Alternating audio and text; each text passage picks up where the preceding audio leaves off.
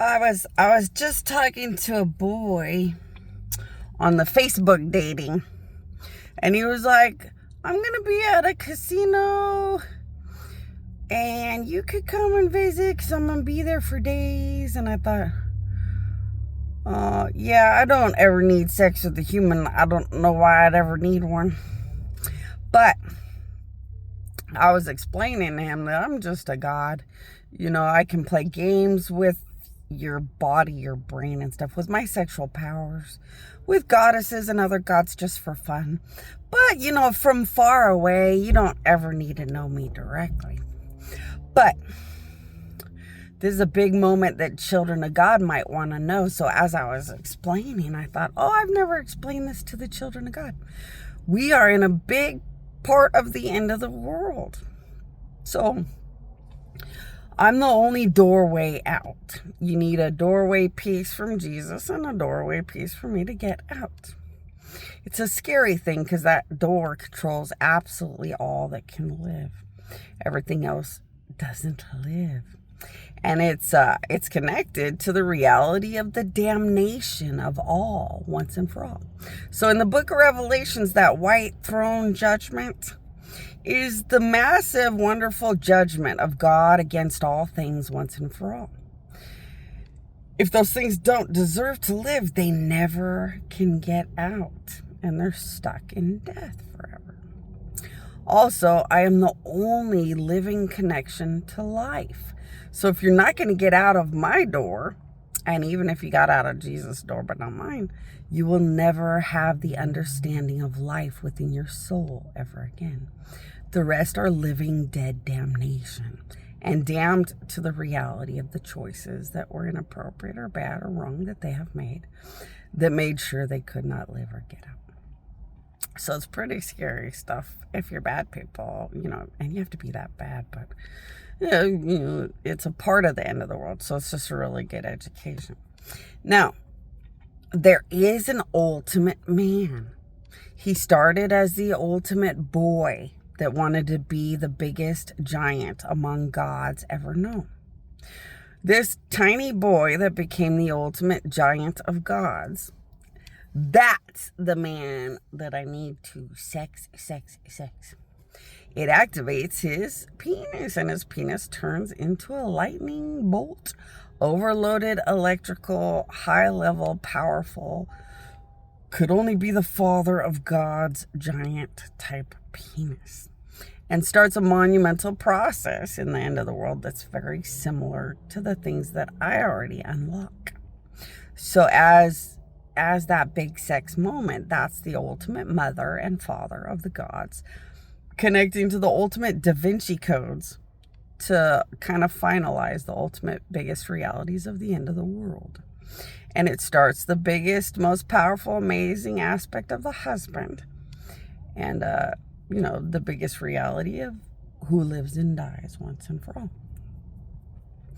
Now, what you'd wonder is, what if you never get to that husband? You'd have to. It's a destiny appointment. So you use your victory and your crown and your, unlimited, almighty invincibility to get his ass to the predestined moment where it just activates the system and everything starts. And it's all really scary unless you know you're survivable, you're going to live on, and you don't have anything to do with the end of the world 666, judging everything once and for all, bad side of the book of Revelations. So I thought maybe the children of God would want to think or say, my queen, and find out all about what it all the way through really means. Because, some of it's really, really fun, really exciting, really monumental, great stuff for those that live on. Everything else is excessively, sickeningly scary. But, if you guys can handle talking to the gods about it and going through my queen, the really bad ending that's so scary is kind of cool.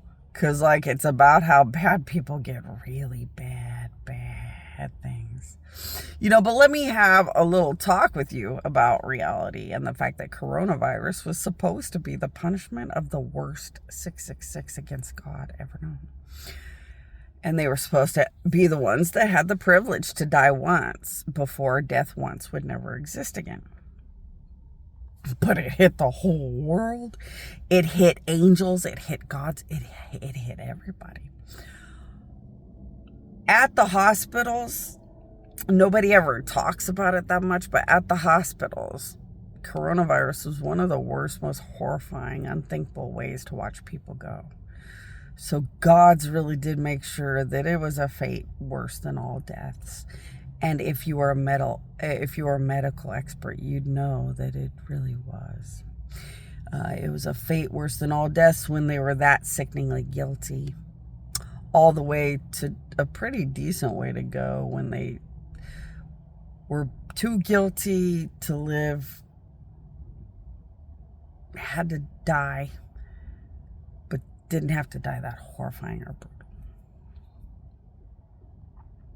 But yeah, death once doesn't exist anymore. It's a privilege many might not get to. So death once was just what should be or what could be. So Adam and Eve brought murder into the environment more and took life from unlimited life to death at 900, 1,000, whatever, when the Bible was telling stories. And then now death at 100. This crime against a dead God has brought just unlimited destruction and death everywhere until sickening beyond sickening beyond sickening. And part of it is that death once can't exist anymore. You have to be a really lucky thing to find death once. Now, of course, this doesn't pertain to good people or children of God. And that's why I always see them different anyway. They get out of the door. They're the special ones that made it out of the door. They get all the really good, amazing, wonderful answers because they're the good boys and the good girls. They are what gods give everything to, and they don't really have to pay attention to the bad side of anything if they don't want to. Other than, working with the gods to just avoid it all or never have to care.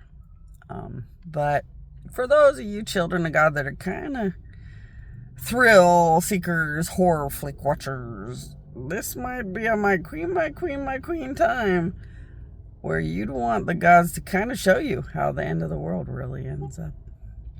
For those of you that are really smart and have read every end of the world book, you might really want to check with the gods on how the end of the world ended up compared to the stories and the books and the realities of 5 billion gods and experts trying to guesstimate or estimate how it was going to go. Till next one.